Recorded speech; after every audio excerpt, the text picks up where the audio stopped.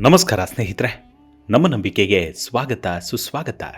ಸ್ನೇಹಿತರೆ, ನಮ್ಮ ದೇಶದಲ್ಲಿ ಅದೆಷ್ಟೋ ರೈಲ್ವೆ ನಿಲ್ದಾಣಗಳಿವೆ. ಅವುಗಳ ನಡುವೆ ಒಂದು ನಿಲ್ದಾಣದ ಬಗ್ಗೆ ಇವತ್ತಿನ ಸ್ಟೋರಿಯಲ್ಲಿ ಹೇಳೋಕೆ ಹೊರಟಿದ್ದೀನಿ. ಆ ನಿಲ್ದಾಣಕ್ಕೆ ಹೋದಂತಹ ಸ್ಟೇಷನ್ ಮಾಸ್ಟರ್ಗಳೆಲ್ಲರೂ ಒಂದು ಹೆಣ್ಣಿಗೆ ಹೆದರುತ್ತಿದ್ರು, ಪ್ರಾಣವನ್ನು ಬಿಟ್ಟರು. ಇದರಿಂದ ಒಂದಲ್ಲ ಎರಡಲ್ಲ 42 ವರ್ಷ ಆ ನಿಲ್ದಾಣ ಸ್ಟಾಪ್ ಆಗಿತ್ತು. ಅಷ್ಟಕ್ಕೂ ಅಲ್ಲೇನಾಗಿತ್ತು? ಆ ರೈಲ್ವೆ ನಿಲ್ದಾಣವಾದರೂ ಯಾವುದು? ಆ ರೈಲ್ವೆ ನಿಲ್ದಾಣ ಇರೋದಾದರೂ ಎಲ್ಲಿ ಅನ್ನೋ ವಿಚಾರಗಳನ್ನು ಈ ಸಂಚಿಕೆಯಲ್ಲಿ ಹೇಳ್ತಾ ಹೋಗ್ತೀನಿ. ಅದಕ್ಕೂ ಮುನ್ನ ನಮ್ಮ ನಂಬಿಕೆಗೆ ನಿಮ್ಮ ಬೆಂಬಲವಿರಲಿ. ಎಲ್ಲ ವಿಧದ ತ್ವಚೆಯ ಸಮಸ್ಯೆಗಳಿಗೆ ಧೀಮಹಿ ಪ್ರಾಡಕ್ಟ್ ರಾಮಬಾಣದಂತೆ ಕೆಲಸ ಮಾಡುತ್ತೆ. ಕೇವಲ 3 ದಿನದಲ್ಲೇ ವ್ಯತ್ಯಾಸ ನೋಡ್ತೀರಾ. ಯಾವುದೇ ಅಡ್ಡ ಪರಿಣಾಮಗಳಿಲ್ಲ. ಕೆಮಿಕಲ್ ರಹಿತವಾದ 16 ನೈಸರ್ಗಿಕ ಪದಾರ್ಥಗಳ ಮಿಶ್ರಣದಿಂದ ತಯಾರಾದ 100% ಆರ್ಗ್ಯಾನಿಕ್ ಧೀಮಹಿ ಪ್ರಾಡಕ್ಟ್. ಹೆಚ್ಚಿನ ಮಾಹಿತಿಗಾಗಿ ಕೆಳಕಂಡ ದೂರವಾಣಿಗೆ ಸಂಪರ್ಕಿಸಿ. ಸ್ನೇಹಿತರೆ, ಅದು 2009ರ ಸಮಯ. ಆಗ ಮಮತಾ ಬ್ಯಾನರ್ಜಿ ರೈಲ್ವೆ ಮಂತ್ರಿಯಾಗಿರ್ತಾರೆ. ಆಗ ಅವರಿಗೆ ತಮ್ಮ ರಾಜ್ಯದ ಒಂದು ರೈಲ್ವೆ ನಿಲ್ದಾಣದ ಬಗ್ಗೆ ತೀವ್ರವಾದ ಗಮನ ಸೆಳೆಯುತ್ತೆ. ಸುಮಾರು 42 ವರ್ಷಗಳಿಂದ ಆ ನಿಲ್ದಾಣದಲ್ಲಿ ಜನರು ರೈಲು ಹತ್ತೋದಿಲ್ಲ, ಇಳಿತಿಲ್ಲ. ಸಂಜೆ 5 ಗಂಟೆಯಾದ್ರೆ ಸಾಕು, ಅಲ್ಲಿ ಯಾರೂ ಉಳಿಯಲ್ಲ ಅನ್ನೋದು. ಇದು ಅವರಿಗೆ ಹಿಂದಿನಿಂದಲೂ ಗೊತ್ತಾಗಿದ್ರೂ ಅಷ್ಟೇನು ತಲೆ ಕೆಡಿಸಿಕೊಂಡಂತಿರಲಿಲ್ಲ. ಅಷ್ಟಕ್ಕೂ ಇದು ಯಾವ ರೈಲ್ವೆ ನಿಲ್ದಾಣ ಅಂದ್ರೆ ಪಶ್ಚಿಮ ಬಂಗಾಳದ ಪುರುಲಿಯಾ ಜಿಲ್ಲೆಯ ಬೇಗಂ ಕೊಡೂರು ರೈಲ್ವೆ ನಿಲ್ದಾಣ. ಆದರೆ ಯಾವಾಗ ರೈಲ್ವೆ ಮಂತ್ರಿ ಆದ್ರೋ ಆಗ ಮಮತಾ ಇದರ ಬಗ್ಗೆ ಇಂಟ್ರೆಸ್ಟ್ ತೋರಿಸ್ತಾರೆ. ಇದರ ಸತ್ಯಾಸತ್ಯತೆ ತಿಳಿಯೋಕೆ ಮುಂದಾಗ್ತಾರೆ. ಅದರಂತೆ ಒಂದಷ್ಟು ವಿಚಾರವಾದಿಗಳು ಹಾಗೂ ಪ್ಯಾರಾನಾರ್ಮಲ್ ಆಕ್ಟಿವಿಸ್ಟ್ಗಳ ಜೊತೆ ಚರ್ಚಿಸಿ ಇದಕ್ಕೊಂದು ಪರಿಹಾರವನ್ನು ಕಾಣಿಸಲು ಮುಂದಾಗ್ತಾರೆ. ಅದರಂತೆ ಅವತ್ತೊಂದು ದಿನ 9 ಜನರ ತಂಡವೊಂದು ಕ್ಯಾಮರಾ ಸೇರಿದಂತೆ ಹಲವಾರು ಪರಿಕರಗಳ ಜೊತೆಗೆ ಈ ರೈಲ್ವೆ ನಿಲ್ದಾಣಕ್ಕೆ ಬಂದಿಳಿತಾರೆ. ಹೀಗೆ ಗುರುವಾರ ರಾತ್ರಿ ಬಂದವರು ಶುಕ್ರವಾರ ಬೆಳಗ್ಗಿನ ಜಾವದವರೆಗೂ ಇಲ್ಲೇ ಇದ್ದು ಪರೀಕ್ಷೆಯನ್ನ ಮಾಡ್ತಾರೆ. ಅವತ್ತು ಸಂಜೆಯಿಂದ 11 ಗಂಟೆವರೆಗೂ ಕಾಯ್ತಾರೆ. ಅಂಥದ್ದೇನೂ ಆಗಲಿಲ್ಲ. ಆದರೆ ಮಧ್ಯರಾತ್ರಿ 2 ಗಂಟೆಗೆ ನಿಲ್ದಾಣದ ಕಟ್ಟಡದ ಹಿಂಬದಿಯಿಂದ ಏನೋ ವಿಚಿತ್ರ ಸದ್ದುಗಳು ಕೇಳಿ ಬರೋಕೆ ಶುರುವಾಯಿತು. ಇದನ್ನ ಕೇಳಿದೆ ಅತ್ತ ಎಲ್ಲರೂ ಓಡಿ ಹೋಗ್ತಾರೆ. ಹೋಗಿ ನೋಡಿದ್ರೆ ಅಲ್ಲಿ ಪೊದೆಯ ಒಳಗಿಂದ ಒಂದು ವಿಚಿತ್ರವಾದ ಶಬ್ದ ಕೇಳಿ ಬರ್ತಿರುತ್ತೆ. ಇದನ್ನ ಕಂಡು ಅನ್ವೇಷಣೆಗೆ ಬಂದಿದ್ದವರು ಒಂದು ಕ್ಷಣ ಬೆರಗಾಗಿ ಬಿಡ್ತಾರೆ. ಹಾಗಿದ್ರೆ ಅವರಿಗೆ ಆವತ್ತು ಕಂಡಿದ್ದಾದ್ರೂ ಏನು ಅನ್ನೋದನ್ನ ಹೇಳೋಕ್ಕೂ ಮೊದಲು ಇಲ್ಲಾಗ್ತಿದ್ದ ವಿಚಿತ್ರ ಹಾಗೂ ಇದರಿಂದ ಯಾರೆಲ್ಲ ಸತ್ತು ಹೋದ್ರು, ಅವರನ್ನ ಭಯ ಬೀಳಿಸಿದ್ದು ಯಾವ ಶಕ್ತಿ, ಜನರು ಯಾಕೆ ಇಷ್ಟೊಂದು ಹೆದರಿ ಹೋಗಿದ್ರು ಅನ್ನೋದನ್ನ ಹೇಳ್ತೀನಿ ಕೇಳಿ. ಅಂದಹಾಗೆ ಇದು ಮುಚ್ಚಿ ಹೋಗಿದ್ದು 1967ರಲ್ಲಿ. ಸರಿ, ಹಾಗಿದ್ರೆ ಇದಕ್ಕೆ ಕಾರಣವನ್ನ ಈಗ ಹೇಳ್ತೀನಿ ಕೇಳಿ. ಇದು ಬೆಳಗಿನ ಸಮಯದಲ್ಲಿ ಮಾಮೂಲಾಗಿಯೇ ಇರ್ತಿತ್ತು. ಆದರೆ ಸಂಜೆ 5 ಗಂಟೆಯಾಗ್ತಿದ್ದಂತೆ ಇಲ್ಲಿ ಭಯದ ವಾತಾವರಣ ಸೃಷ್ಟಿಯಾಗಿ ಬಿಡ್ತಿತ್ತು. ಏನೋ ವಿಚಿತ್ರ ಸದ್ದು ಕೇಳಿ ಬರ್ತಿತ್ತು. ಮತ್ತಷ್ಟು ಕತ್ತಲು ಆವರಿಸ್ತಿದ್ದಂತೆ ಇಂತಹ ವಿಚಿತ್ರಗಳು ಮತ್ತಷ್ಟು ಘಟಿಸ್ತಿದ್ವು. ಅಲ್ಲದೆ ಮಧ್ಯರಾತ್ರಿ ಆಗ್ತಿದ್ದಂತೆ ಕೆಲ ಆಕೃತಿಗಳು ಕಾಣಿಸಿಕೊಳ್ತಿದ್ವು. ಆ ಆಕೃತಿಗಳು ಹಳಿಯ ನಡುವೆ ನಡೆಯೋದು, ಓಡಾಡೋದು ಮಾಡ್ತಿದ್ವು. ಇದನ್ನ ಅನೇಕರು ಕಂಡಿದ್ರು. ಅದನ್ನ ನೋಡಿ ಅನೇಕರು ಅನಾರೋಗ್ಯಕ್ಕೂ ತುತ್ತಾಗಿದ್ರು. ಅಯ್ಯೋ, ಬೇಡವೇ ಬೇಡಪ್ಪ ಈ ರೈಲ್ವೆ ಸ್ಟೇಷನ್ ಸಹವಾಸ ಅನ್ನೋ ತೀರ್ಮಾನಕ್ಕೆ ಬಂದುಬಿಟ್ರು. ಅಯ್ಯೋ, ಮೊದಲು ಹೇಗಿತ್ತೋ ಹಾಗೇ ಇರಲಿ ಅಂತ ಹೇಳೋಕೆ ಶುರುವಾದ್ರು. ಅಷ್ಟಕ್ಕೂ ಮೊದಲು ಹೇಗಿತ್ತು ಅಂದ್ರೆ, ಈ ಊರಿನಲ್ಲಿ 1960ರವರೆಗೂ ರೈಲ್ವೆ ನಿಲ್ದಾಣ ಇರಲಿಲ್ಲ. ಊರಿನ ನಡುವೆಯೇ ರೈಲು ಹಾದು ಹೋದ್ರೂ ನಿಲ್ದಾಣ ಮಾತ್ರ ಇರಲಿಲ್ಲ. ಗ್ರಾಮಸ್ಥರು ರೈಲಿನಲ್ಲಿ ದೂರದ ಊರಿಗೆ ಹೋಗಬೇಕು ಅಂದ್ರೆ ಜಿಲ್ಲಾ ಕೇಂದ್ರಕ್ಕೆ ಹೋಗಿ ರೈಲು ಹತ್ತಬೇಕಿತ್ತು. ಇದರಿಂದ ಗ್ರಾಮಸ್ಥರು ರೈಲ್ವೆ ಅಧಿಕಾರಿಗಳು ಮೇಲಿಂದ ಮೇಲೆ ಮನವಿಯನ್ನ ಮಾಡಿಕೊಂಡ್ರು. ಇದಾದ ನಂತರ ಇಲ್ಲೊಂದು ನಿಲ್ದಾಣವನ್ನ ಮಾಡಲಾಯಿತು. ಆದರೆ ವಿಚಿತ್ರ ಘಟನೆ ನಡೆಯೋಕೆ ಪ್ರಾರಂಭವಾಗಿದ್ದರಿಂದ 1967ರಲ್ಲಿ ಈ ನಿಲ್ದಾಣಕ್ಕೆ ಊರಿನವರು ಯಾರು ಬರೋದನ್ನೇ ಬಿಟ್ಬಿಟ್ರು. ಇಲ್ಲಿನ ಜನರೇ ಹೇಳ್ತಾ ಇದ್ದಂತೆ ಇಲ್ಲೊಂದು ಹೆಣ್ಣಿನ ಆತ್ಮ ಸುಳಿದಾಡುತ್ತಿದ್ದಂತೆ. ಇದರ ಈ ವಾಸಸ್ಥಾನಕ್ಕೆ ಯಾರೇ ಬಂದರೂ ಅವರನ್ನ ಈ ಹೆಣ್ಣು ಭೂತ ಬಿಡ್ತಿರ್ಲಿಲ್ವಂತೆ. ಇಲ್ಲಿ ಗ್ರಾಮಸ್ಥರು ಮಾತ್ರವಲ್ಲ, ರೈಲ್ವೆ ಸಿಬ್ಬಂದಿ ಕೂಡ ಇಲ್ಲಿ ಉಳಿಯೋಕೆ ಭಯ ಪಡ್ತಿದ್ರು.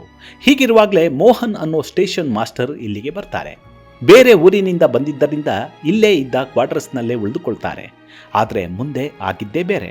ಆವತ್ತೊಂದು ದಿನ ಸಂಜೆ 5 ಗಂಟೆಯ ಸಮಯದಲ್ಲಿ ಒಂದು ವಿಚಿತ್ರ ಎದುರಾಗತ್ತೆ. ಓರ್ವ ಹೆಣ್ಣು ಮಗಳು ರೈಲ್ವೆ ಹಳಿಗಳ ನಡುವೆ ನಡೆಯುತ್ತಾ ಬರ್ತಿರ್ತಾಳೆ. ಇದನ್ನ ನೋಡಿದ ಮೋಹನ್ಗೆ ಸ್ವಲ್ಪ ಗಾಬರಿಯಾಗತ್ತೆ. ಎಲ್ಲೋ ರೈಲಿನಿಂದ ಇಳಿದು ಹತ್ತೋದನ್ನ ಮಿಸ್ ಮಾಡ್ಕೊಂಡಿರಬಹುದು ಅಂದ್ಕೊಂಡ್ರು. ಅದರ ಬಗ್ಗೆ ಹೆಚ್ಚು ತಲೆ ಕೆಡಿಸ್ಕೊಳ್ಳಿಲ್ಲ. ಸರಿ, ಮಾರನೇ ದಿನ ಏನಾಯ್ತು ಅಂದ್ರೆ, ಅವತ್ತು ಕೂಡ ಸ್ಟೇಷನ್ ಮಾಸ್ಟರ್ ಮೋಹನ್ ಕರ್ತವ್ಯದಲ್ಲಿರ್ತಾರೆ. ಸಂಜೆ 5 ಗಂಟೆಗೆ ಅದೇ ರೀತಿ ಘಟನೆ ನಡೆದು ಹೋಯಿತು. ಹಳಿಯ ಬಳಿ ಒಂದು ಹೆಣ್ಣಿನ ಆಕೃತಿ ನಡೆದು ಹೋಗ್ತಾ ಇರೋದು ಕಾಣಿಸುತ್ತೆ. ಅಷ್ಟೊತ್ತಿಗೆ ರೈಲು ಬರೋಕೆ ಶುರುವಾಯಿತು. ರೈಲು ಬಂದಿದ್ದೇ ಆ ಹೆಣ್ಣು ಮಗಳು ರೈಲಿನ ಸರಿಸಮಕ್ಕೆ ಓಡಲು ಪ್ರಾರಂಭ ಮಾಡಿದ್ಲು. ಇಲ್ಲೊಂದು ವಿಚಾರವನ್ನ ಯೋಚನೆ ಮಾಡಿ, ಒಬ್ಬ ಹೆಣ್ಣು ಮಗಳು ರೈಲ್ವೆ ಹಳಿ ಪಕ್ಕದಲ್ಲಿ ರೈಲಿಗೆ ಸರಿ ಸಮಾನಾಗಿ ಓಡೋದು ಅಂದ್ರೆ ಅದು ಕಡಿಮೆ ವಿಷಯ ಅಲ್ಲ.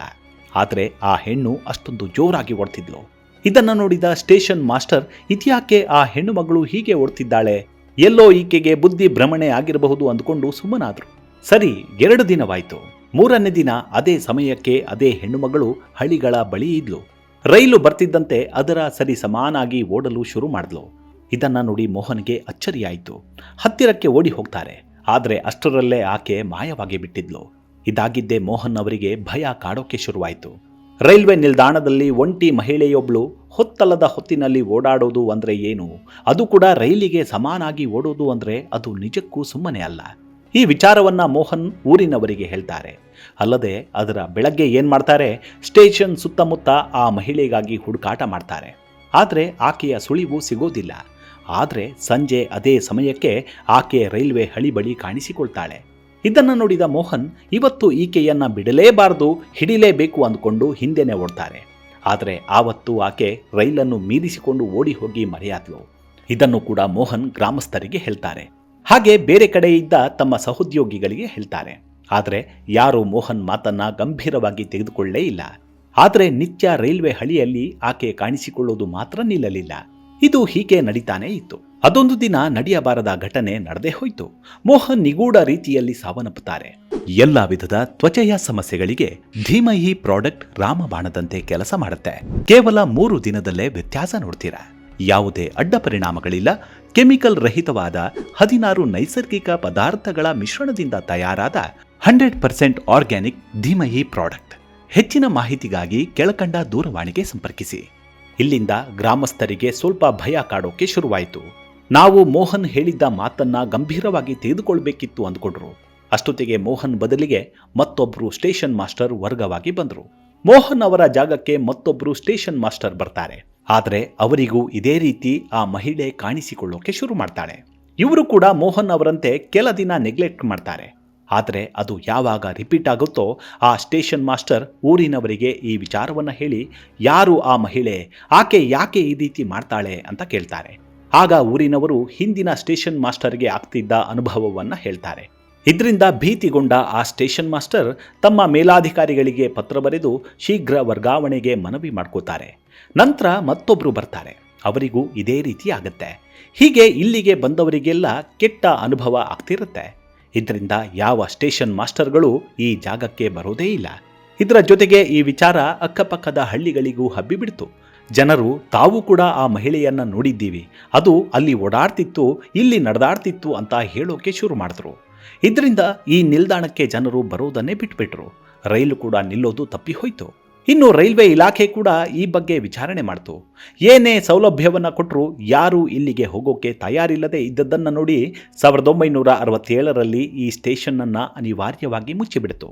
ಸ್ಟೇಷನ್ ಮುಚ್ಚೋಕೆ ಇದೇ ಕಾರಣವನ್ನ ಇಲಾಖೆಯ ಕಡತದಲ್ಲಿ ದಾಖಲು ಮಾಡ್ತು. ಇಲ್ಲಿ ನಿಮಗೊಂದು ಪ್ರಶ್ನೆ ಮೂಡಬಹುದು. ಅದೇನೆಂದರೆ, ಆ ಮಹಿಳೆಯ ಆಕೃತಿ ಕೇವಲ ಸ್ಟೇಷನ್ ಮಾಸ್ಟರ್ಗಳಿಗೆ ಮಾತ್ರ ಕಾಣಿಸ್ತಿತ್ತಾ, ರೈಲು ಚಾಲಕರಿಗೆ ಕಾಣಿಸ್ತಿರ್ಲಿಲ್ವಾ, ಅವರಿಗೆ ಭಯ ಆಗ್ತಿರ್ಲಿಲ್ವಾ ಅಂತ? ಖಂಡಿತ ಅವರಿಗೂ ಭಯ ಆಗ್ತಿತ್ತು. ಇದರಿಂದಲೇ ಅವರು ಏನು ಮಾಡ್ತಿದ್ರು ಅಂದರೆ, ಈ ಸ್ಟೇಷನ್ ಹತ್ತಿರ ಬರ್ತಿದ್ದಂತೆ ವೇಗವನ್ನು ಹೆಚ್ಚಿಸಿ ಬಿಡ್ತಿದ್ರು. ಅಷ್ಟೊಂದು ಭಯ ಕಾಡೋಕೆ ಶುರುವಾಗಿತ್ತು. ಹೀಗೆ 42 ವರ್ಷ ಈ ಸ್ಟೇಷನ್ ಹಾಗೆ ಉಳಿದುಕೊಂಡು ಬಿಡ್ತು.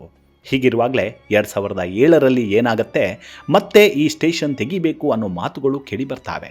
ಅದಕ್ಕೆ 2009ರಲ್ಲಿ ಚಾಲನೆ ಸಿಗುತ್ತೆ. ಈಗ ನಾವು ಆರಂಭದಲ್ಲೇ ಹೇಳಿದ್ವಲ್ಲ, ಇಲ್ಲಾಗ್ತಾ ಇದ್ದ ಸತ್ಯಾಸತ್ಯತೆ ತಿಳಿಯೋಕೆ ಬಂದವರಿಗೆ ವಿಚಿತ್ರ ಅನುಭವ ಆಯಿತು ಅಂತ. ಅದು ಬೇರೇನೂ ಅಲ್ಲ. ಕಟ್ಟಡದ ಹಿಂಭಾಗದಲ್ಲಿ ಯಾರೋ ಮಾತನಾಡ್ತಾ ಕೂತಿದ್ರು, ವಿಚಿತ್ರವಾಗಿ ಸದ್ದು ಮಾಡ್ತಿದ್ರು. ಪರೀಕ್ಷೆಗೆ ಬಂದವರನ್ನ ಎದುರಿಸೋಕೆ ಅಂತಾನೆ ಇವರು ಹೀಗೆ ಮಾಡಿದ್ರೋ ಏನೋ. ತಂಡ ಹತ್ತಿರಕ್ಕೆ ಹೋಗ್ತಿದ್ದಂತೆ ಅವರೆಲ್ಲರೂ ಹೆದರಿ ಓಡಿ ಹೋದ್ರು. ಅಲ್ಲಿಗೆ ಸತ್ಯಾನ್ವೇಷಣೆಗೆ ಬಂದಿದ್ದ ಆ ತಂಡ, ಇದು ಯಾರದ್ದೋ ಕಿಡಿಗೇಡಿಗಳ ಕೆಲಸ, ಇಲ್ಲಿ ಅಂಥದ್ಯಾವುದೂ ಇಲ್ಲ ಅಂತ ವರದಿ ನೀಡಿತು. ಆದರೆ ಸ್ಟೇಷನ್ ಮಾಸ್ಟರ್ಗಳಿಗೆ ಕಾಣಿಸ್ತಿದ್ದವರು ಯಾರು? ಮನುಷ್ಯರೇ ಆಗಿದ್ರೆ ರೈಲಿನ ಸಮಕ್ಕೆ ರೈಲಿಗಿಂತಲೂ ವೇಗವಾಗಿ ಓಡೋಕೆ ಸಾಧ್ಯನಾ? ಇದ್ದಕ್ಕಿದ್ದಂತೆ ಅದೃಶ್ಯವಾಗೋಕೆ ಆಗತ್ತಾ ಅನ್ನೋ ಪ್ರಶ್ನೆ ಇಲ್ಲಿ ಏಳೋಕೆ ಶುರುವಾಯಿತು. ಇದರ ನಡುವೆಯೇ 2009ರಲ್ಲಿ ಸ್ಟೇಷನ್ ಮತ್ತೆ ತೆಗೀತು.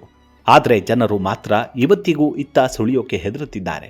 ಜನರು ಮಾತ್ರ ಇಲ್ಲಿಗೆ ಬಾರದೆ ದೂರದ ನಿಲ್ದಾಣಕ್ಕೆ ಹೋಗಿ ರೈಲು ಹತ್ತುತ್ತಿದ್ದಾರೆ. ಇದು ಅದ್ಯಾವತ್ತು ಕೊನೆಯಾಗುತ್ತೋ? ಜನರು ನಿರ್ಭೀತಿಯಿಂದ ಈ ನಿಲ್ದಾಣಕ್ಕೆ ಯಾವಾಗ ಬರ್ತಾರೋ ಏನೋ. ಇವಿಷ್ಟು ಇಂದಿಗೂ ವಿಚಾರಣೆಯ ವಸ್ತುವಾಗಿರುವಂತಹ ರೈಲ್ವೆ ನಿಲ್ದಾಣದ ಕುರಿತಾದ ಸಣ್ಣದಾದ ಮಾಹಿತಿ. ಮುಂದಿನ ಸಂಚಿಕೆಯಲ್ಲಿ ಮತ್ತೆ ಸಿಗೋಣ. ಅಲ್ಲಿವರೆಗೂ ನಿಮ್ಮ ಆರೋಗ್ಯದ ಕಡೆ ಗಮನವಿರಲಿ. Take care. ನಮಸ್ಕಾರ.